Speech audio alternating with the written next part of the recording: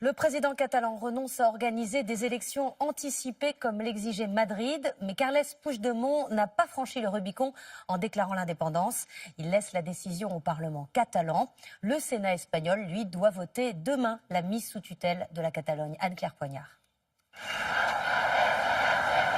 Devant le siège du gouvernement catalan, ces indépendantistes hurlent à la trahison. Ils visent directement le président catalan. À l'intérieur, Carles Puigdemont doit livrer son choix à la presse. Va-t-il, comme le dit la rumeur, annoncer les élections régionales voulues par Madrid ou bien l'indépendance? Pendant des heures, le président catalan se fait attendre. Lorsqu'il apparaît enfin, la Catalogne retient son souffle. Aucune garantie ne justifie d'appeler aujourd'hui à des élections régionales.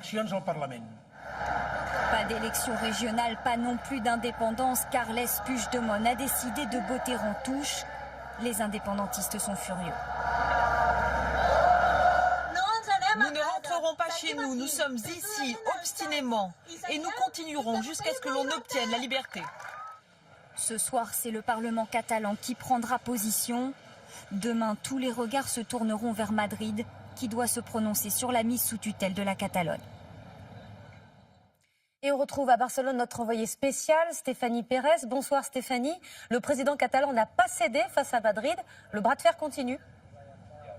Oui, et après cette journée surréaliste qui a donné le tournis à une grande partie du pays, il faut bien dire, on en est revenu au même point. Mais cette fois-ci, le président catalan, en fermant la possibilité à de possibles élections régionales anticipées et en entretenant toujours le doute sur une possible déclaration d'indépendance, cette fois-ci, il laisse la voie clairement ouverte à Madrid. Il n'y a plus de doute.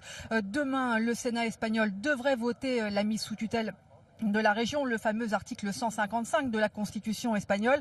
Cette mise sous tutelle, elle devrait concerner le gouvernement, le Parlement, la police catalane, les médias publics catalans. Et parallèlement, le camp indépendantiste s'organise déjà pour la résistance civile, pour la désobéissance civile. Bref, ce matin, on a cru quelques instants à un possible apaisement.